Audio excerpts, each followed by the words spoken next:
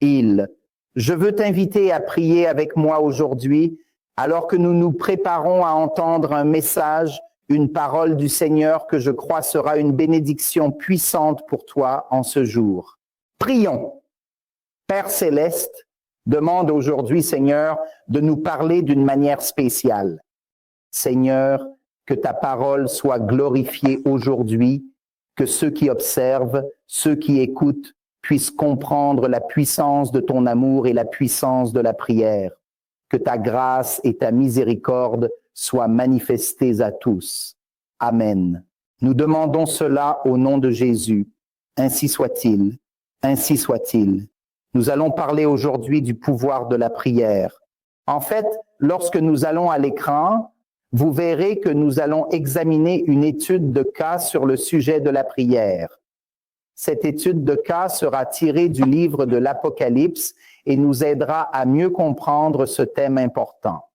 Est-ce que la prière fonctionne vraiment? C'est la question qui est abordée aujourd'hui. Est-ce que la prière fonctionne réellement? Oui, vous avez bien lu. Nous allons examiner les 7 trompettes de l'Apocalypse en détail. Cela va être notre étude de cas.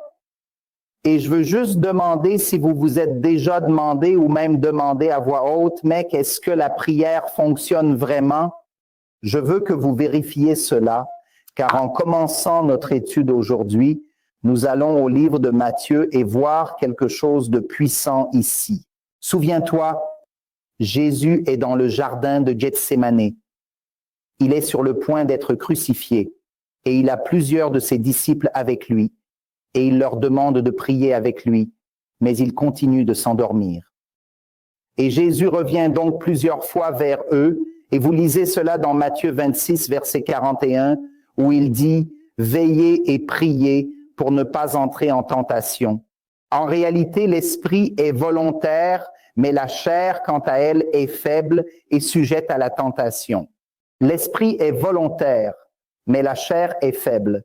Et je veux que vous compreniez que ces paroles prononcées par Jésus sont des paroles cruciales. Nous devons comprendre que nous pouvons désirer faire la bonne chose, mais à moins d'être fortifiés par la prière, la chair, d'une certaine manière, il dit que la chair est faible, mais d'une autre manière, il dit que la chair est forte. Et si nous ne nous soumettons pas à la prière, si nous ne communions pas avec notre Père céleste, si nous ne communions pas avec Jésus, la puissance du Saint-Esprit ne travaillera pas à travers nous pour surmonter la chair. Mettez un 1 dans le chat si vous suivez jusqu'ici. Voici pourquoi la Bible nous parle de l'armure de Dieu dans le livre d'Éphésiens. Je veux que tu le remarques avec moi. Le livre d'Éphésiens.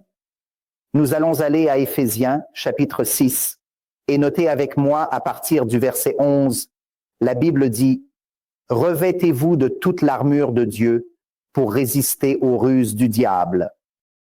Car nous n'avons pas à lutter contre la chair et le sang, mais contre les principautés, contre les puissances, contre les dominateurs de ce monde de ténèbres, contre les esprits méchants dans les lieux célestes. C'est pourquoi prenez toute l'armure de Dieu afin de pouvoir résister dans le jour mauvais.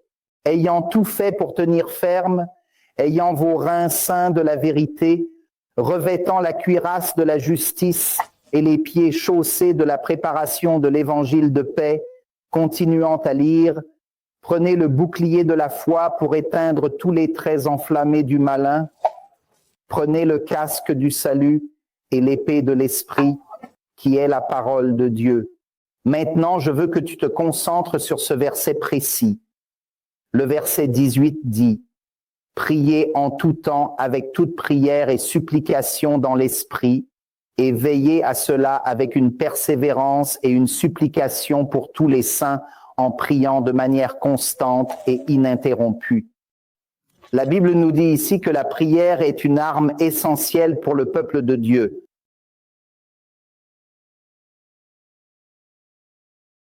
Cela nous amène à la question suivante.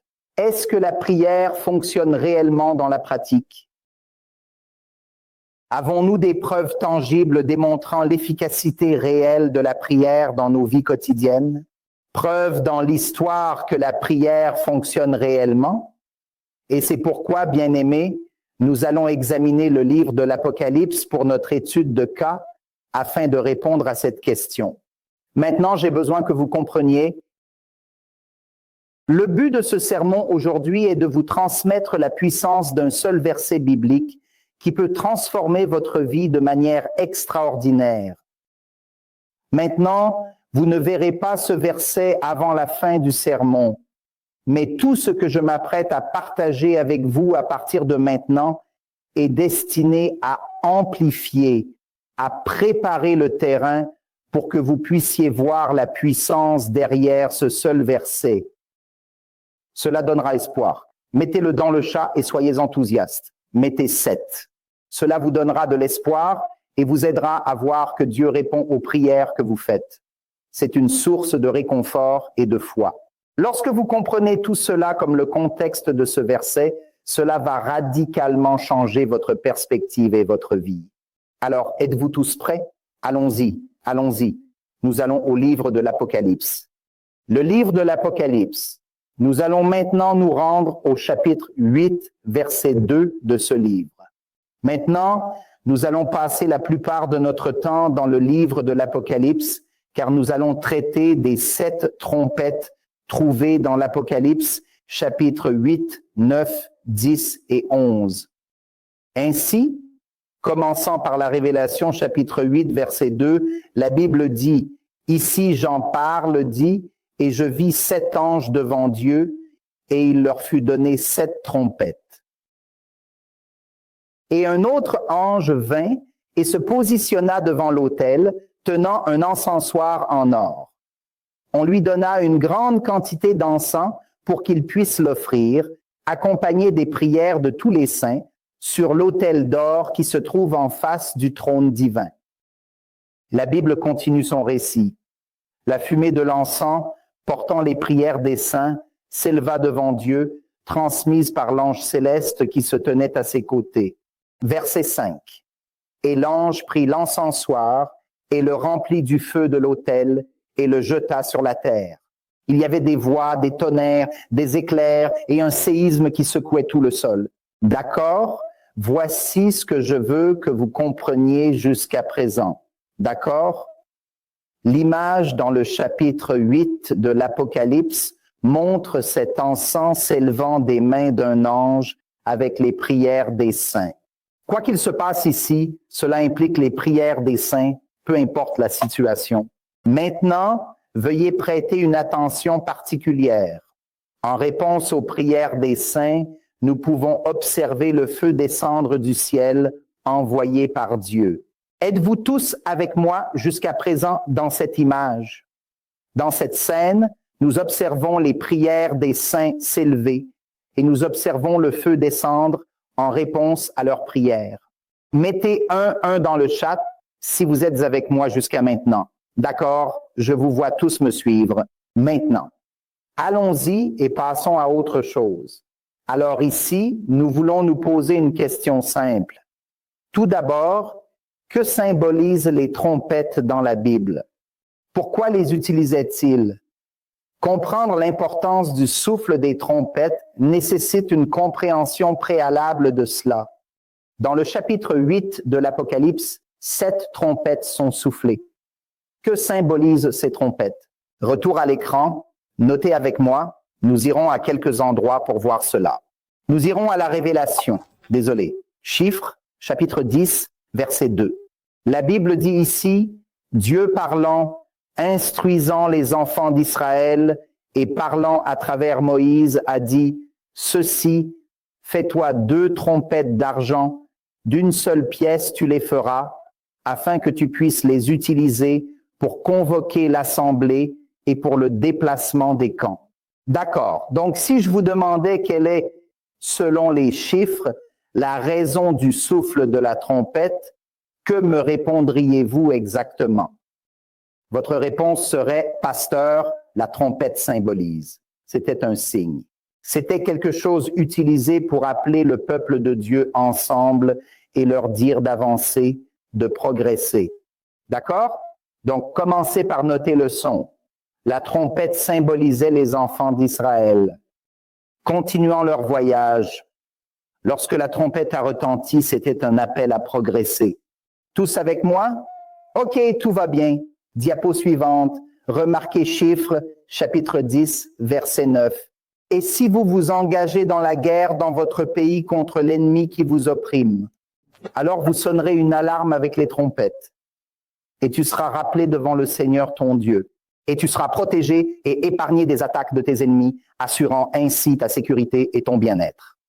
D'accord? Donc, si vous prenez des notes, vous allez écrire deux choses jusqu'à présent. Premièrement, les trompettes symbolisent le peuple de Dieu en progression.